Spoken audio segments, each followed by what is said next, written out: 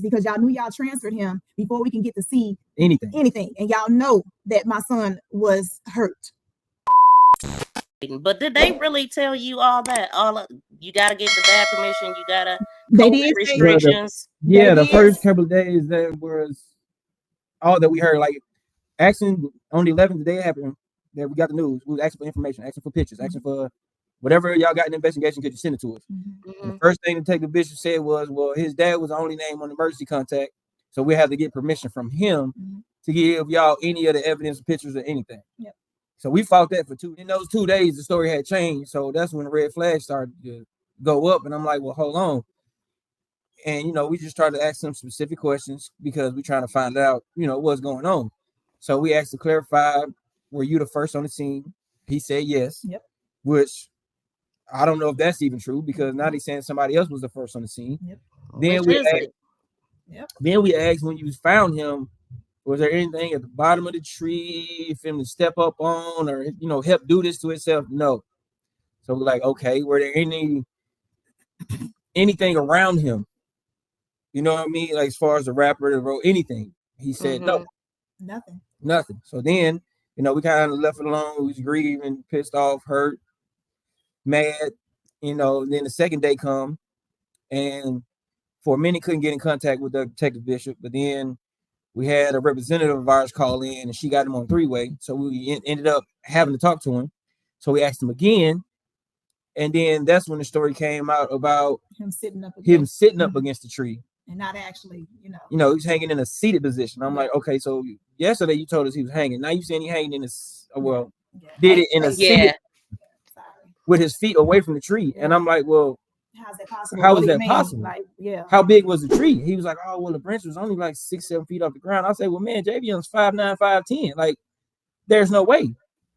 He could have easily stood up and, See, one of the things that stuck out to me is that the 911 callers said that clearly about 3 or 4 times. So we're going to go through all of that stuff.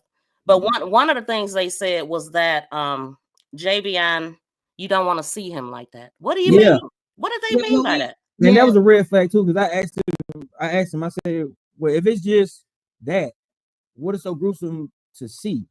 Right. I said, send me all the pictures. He's like, well, it changed to they having to get a court order to give us those pictures unless we came there to see the pictures. Right. And so when we did tell him, well, we're on our way, we're coming to see those pictures, that's when he said you wouldn't want to see your son.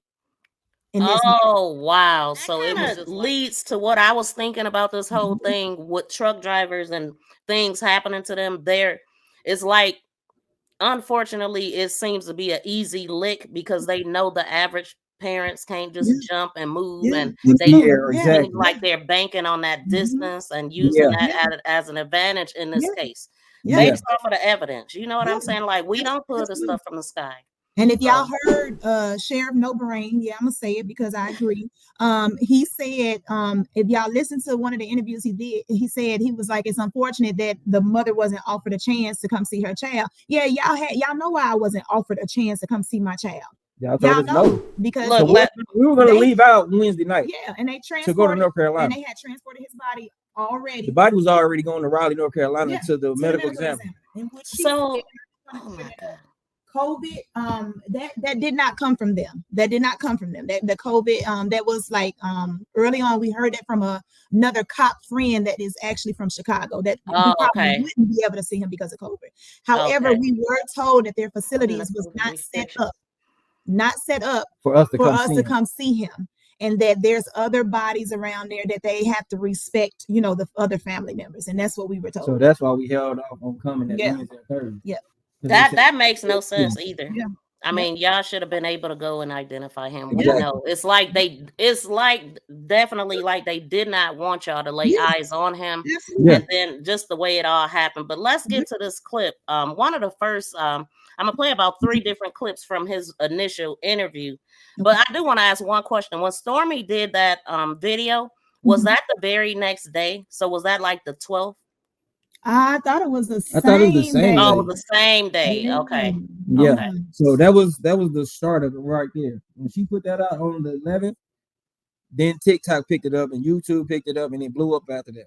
Yeah, because that's how I found out. And it took Sheriff Brain 2 days to come out with a press release. Because he knew come out, give us proper time to do a proper investigation. It's been 2 days already.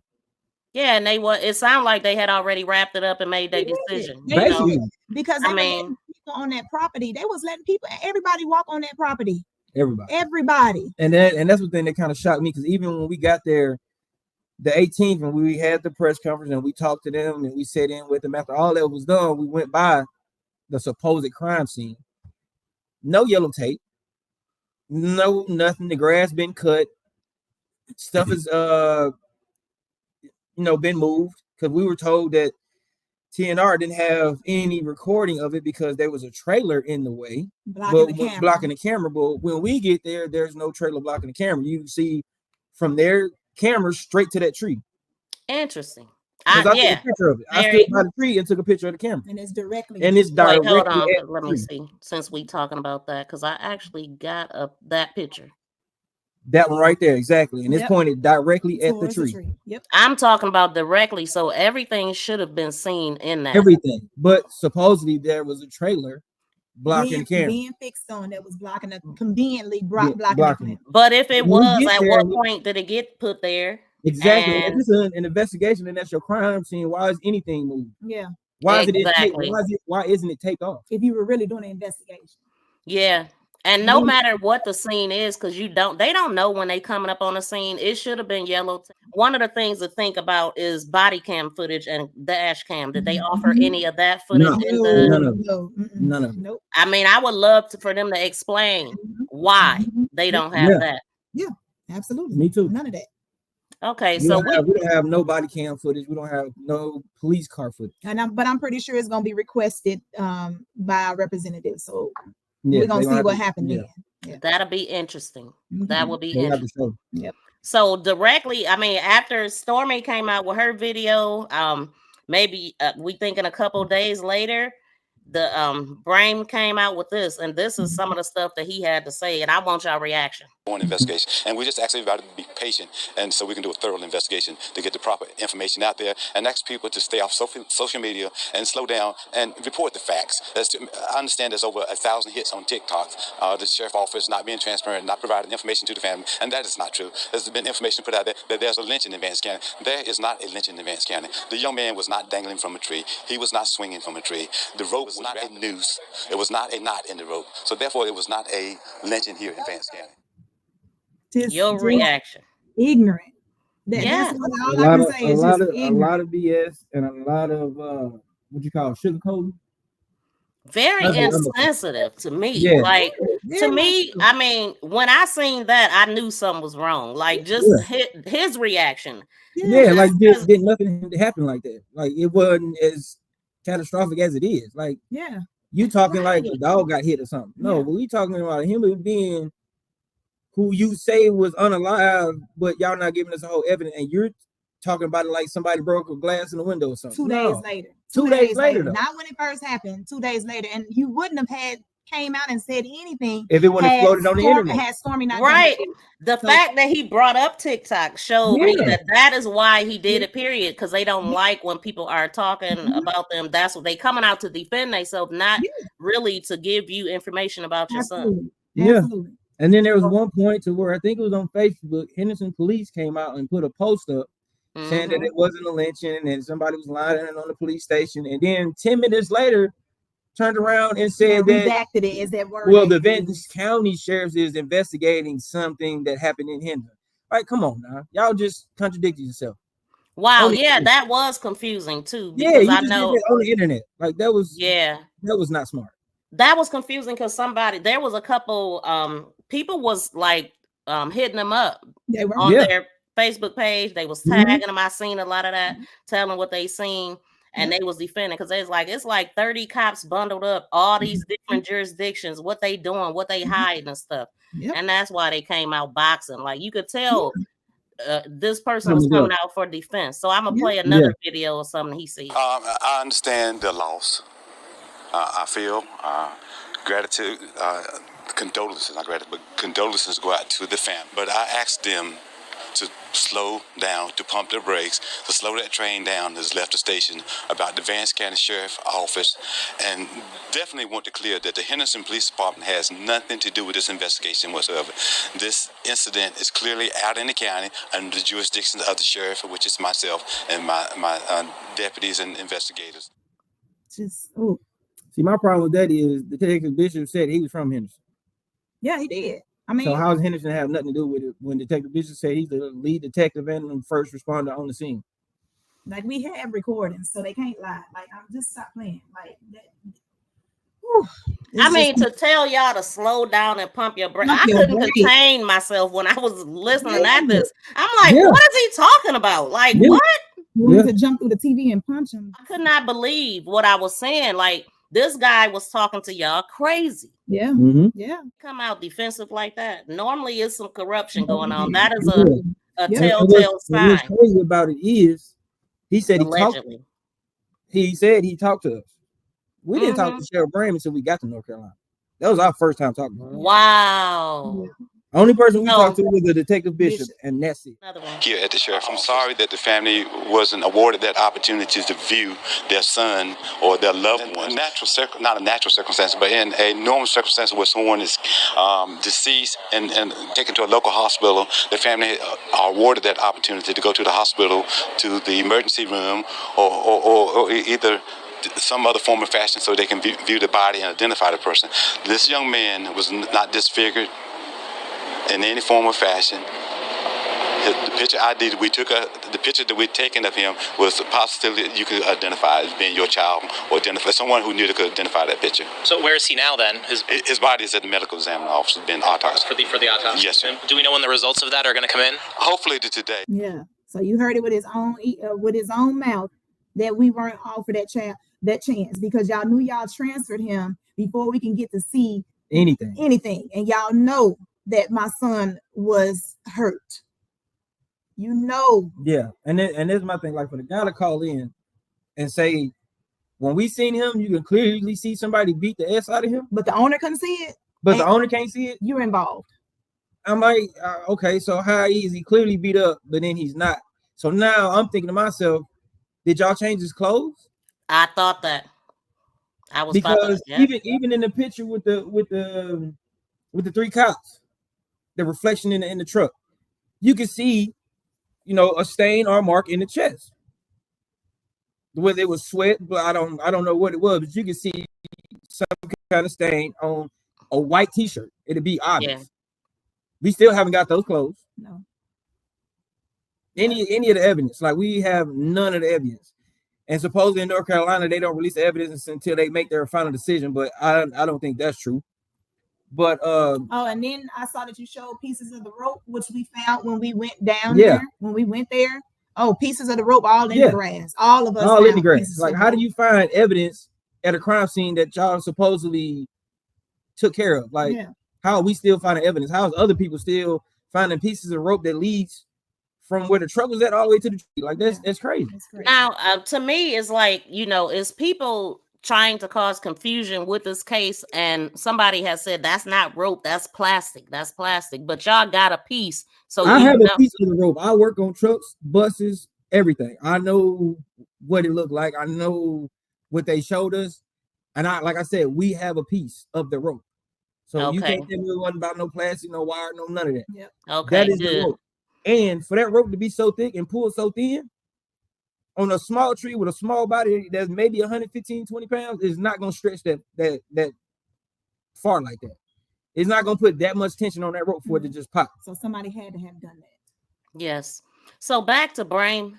He said something like he sent y'all pictures, or y'all seen pictures, and so at that moment y'all hadn't even seen no pictures. Nothing. We hadn't seen nothing. That's crazy to me. That he's a liar. That's all we heard was word of mouth. That's it. That's why I came out with the word transparency. There was none. They're liars. Still haven't been in. For them, what? We asked them during the meeting to forward everything over to the attorneys, and they wouldn't. Nothing. We still have nothing. See, that lets you know it's like they're holding on until they, so like you were mentioning, so they can add on. add on. Y'all did get a chance to see the picture that you were supposed to identify him by. Could you see that clearly? Yeah, you can see it clearly, and that was a problem for me too, because I kind of got pissed off in the meeting. For one, you can kind of see he had a busted lip. Yeah. For two, he had a scratched dirt mark on one of his knees. And the blood, you can see blood. Like you can see. Also, so you could tell it was new. That's crazy. Also, his nails were clearly dirty. They were dirty. So he was clearly dirty. Yeah. So I'm thinking to myself, how could the medical examiner tell us he had no defensive wounds, nothing under his no nails. scratches, no nothing? And I can see on this picture that you showing me, he clearly got defensive wounds. Yeah. How closely did because that's what I wanted to know. Like, if the guys that found him said that, how he looked when y'all seen the pictures at the scene, did y'all see any of that? Or they were kind of far back, so it was hard to see. However, I'm gonna tell you now, it really seems like them pictures were rigged. Something was going on. He had a clean white t-shirt. Something was going on. He had on a clean white t-shirt. Clean white t-shirt. That's what I wanted to ask. What kind of shorts did he have on? The same ones from Walmart? Okay, so his father and his wife saying that they were the same ones from Walmart. I'm gonna be honest, I was so distraught. I thought they were all black. But they're telling me no, it did have the stripe in it. So I'm not even sure, but they were mostly black and then a white strip at the bottom. So you probably wouldn't be able to see any stains or anything on that. So they probably wasn't too worried about that. But that shirt clearly looks like it had been changed. Mm-hmm. See, what I was thinking just from this picture here that I had blew up, I wondered because the shirt that he had on in this image was not the same shirt that he had on at Walmart, from what I could see. Because that shirt in the image was cut. It was like a cut sleeve, and the Walmart was a long sleeve. So for me, that's what made me think. And then the bottom, I didn't see any white strip or anything. So I was like thinking that they did let him sleep there and then snug up on him at night. That's what I was thinking, because I was trying to make sense of how was he at Walmart? Okay, what I don't get is how could he have dropped his trailer when they were closing? Remember, the wife said that Ray seen him at closing, and then turned around and said that they seen him walking across the street at closing. Exactly. So which is it? How could he be driving in, dropping a trailer, and walking from across the street? Yep. So it's all of a bunch of bull. They put together that timeline as quick as they could because they did not think that he had family, friends, everybody to help out, because they knew they were lying. They didn't think that. They didn't think that was going to happen. Exactly. Oh, that's what I think. The pictures of him at the scene, y'all didn't. What was going on around it? And I know it was a lot going on at that time, and it's shocking. But I'm curious to know what was going on around it. Did y'all see anything other than him? Was it tape? Did y'all see anything taped off in the crime scene pictures? Nothing taped off. The only thing that stood out to us, which y'all told us nothing was around his body, was all of a sudden these 2 unopened vape wrappers, which is stupid. Why? And then the perfectly torn rope wrapper that had the barcode that said Walmart, and then the picture of the rope. Like, all of it was messy. Like, y'all. Right. It looked staged. Everything looked staged. It really did. I remember y'all talking about that rapper. And also I remember a witness allegedly said that one of those cops in that picture, I think the middle person, just the person in the middle, we were told allegedly that person came in asking if Javion bought wraps from there. And so I was like, why would they be asking that? It's like they trying to figure out what he bought. So then from that, I was like, well, I don't believe that he even walked and got the wrap. I mean, even went to the store. I don't either. Because it's not on camera. No, you didn't show us that. You didn't show us none of that. You don't have nothing from the vape shop. They showed us, which is kind of loopy. They showed the trailer already being at TNR. Yep. And he just driving the truck to TNR to reconnect to the trailer. So where's the footage of him dropping the trailer off? Yeah, none of it. You got all this footage. Where's the footage of him dropping the trailer off? We definitely gonna get back to that, because I want to know. I got some questions about that too, because it was a guy that said they seen him backing in. He needed help. Did y'all remember seeing that guy? I heard something of that. Yeah. I'll play it. I'll play that. But this part right here, it says the following timeline was compiled using 911 calls, witness statements, and GPS on Magee's commercial vehicle he was operating for his job. So what witness statements did they share with y'all? None. I don't even know what they're talking about. I would love to know who the witnesses are. I also seen somewhere that they use his phone information, and I'm like, how is that possible? They couldn't even get into his phone. Well, they said they sent off his phone and all that, unless they called them like, hey, can we use some of that footage y'all found? I don't know. And that's another thing, because he said they sent the phone off to SBI, right? Mm-hmm. And they hadn't gotten it back yet. But while we were there talking to them, he said that he looked into his search history on his phone and seen that he looked up the truck stop, somewhere to lay down, like the hotels, a weed dispensary, and a gun shop. Right. How can you know that he can't get into the phone? How is that even possible? Yeah. Is that recorded too? No, this is not. Well, from it might be, because I have my phone. I don't know if it's recorded, but I did have my phone when we were in the investigation room. Yeah. Yeah. Oh, good. In the days that we were talking to Bishop, I think it was over 3-4 days that we were talking to him. He never even mentioned anything about Javion giving anybody money. Yeah, that came up. That came up after Wednesday when we met them. That's when we supposedly found out. That's all, y'all. This is all a lie. Like, are you kidding me? The homeless guy wasn't even in the. No. None of it. And they told us they seen Javion get out and give a homeless man something. And they were going to show us a video. And they said that